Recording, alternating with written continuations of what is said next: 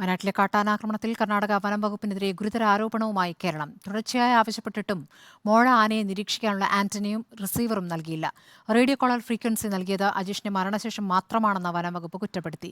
കർണാടകയുമായുള്ള യോഗത്തിൽ പരാതി ഉന്നയിക്കാനാണ് കേരളത്തിന്റെ തീരുമാനം. വയനാട്ടിലെ കാട്ടാനാക്രമണത്തിൽ വിമർശനം രൂക്ഷമാകുമ്പോഴാണ് നിരീക്ഷണത്തിലെ പിഴവിന് കാരണം കർണാടകയെന്ന് കേരള വനം വകുപ്പ് വിശദീകരിച്ചത്. വയനാട് പാതിരി റിസർവിൽ ഈ മാസം 2-നാണ് മോഴ ആനയെ കണ്ടത്. ആനയെ നിരീക്ഷിക്കാനുള്ള ആന്റണിയും റിസീവറും ആവശ്യപ്പെട്ട് 5-ാം തീയതി Kerala chief wild life warden Karnataka വനം വകുപ്പിന് കത്തെഴുതി. എന്നാൽ 3 മണിക്കൂർ മുൻപത്തെ ലൊക്കേഷൻ കിട്ടുന്ന യൂസർ നെയിമും പാസ്വേഡും മാത്രമാണ് കർണാടക കൈമാറിയത്. തണ്ണീർക്കൊമ്പന്റെ മരണകാരണം പരിശോധിക്കാൻ നിയോഗിച്ച വിദഗ്ധ സമിതി ബന്ദിപ്പൂരിലെത്തിയപ്പോൾ ട്രാക്കിംഗ് ഉപകരണങ്ങൾ നേരിട്ടാവശ്യപ്പെട്ടു. അപ്പോഴും നിസ്സഹകരണം തുടർന്ന കർണാടക വനം വകുപ്പ് അജീഷിന്റെ മരണമറിഞ്ഞതിനു ശേഷമാണ് റേഡിയോ കോളർ ഫ്രീക്വൻസി കേരളത്തിന് കൈമാറിയത്.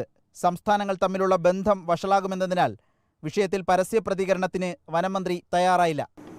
ഈ നിർദ്ദേശം കർണാടകയിൽ നിന്നും കേരള ഉദ്യോഗസ്ഥന്മാർക്ക് നിർദ്ദേശം കിട്ടുന്നതിൽ കാലതാമസം ഉണ്ടായെന്നാണ് കിട്ടിയ വിവരം.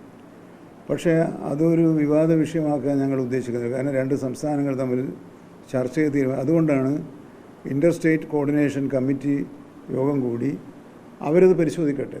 ഒരു മനുഷ്യജീവൻ നഷ്ടമായിരിക്കെ വീഴ്ച ആരുടെ ഭാഗത്താണ് എന്ന ചർച്ചയിൽ കാര്യമില്ല. പക്ഷേ ഇനിയൊരു ജീവൻ പൊലിയാതിരിക്കാൻ കൃത്യമായി സംസ്ഥാനങ്ങൾ തമ്മിൽ ആശയവിനിമയം കൂടിയേ തീരൂ. Reporter Adil Palode, in reporter, Thiruvananthapuram.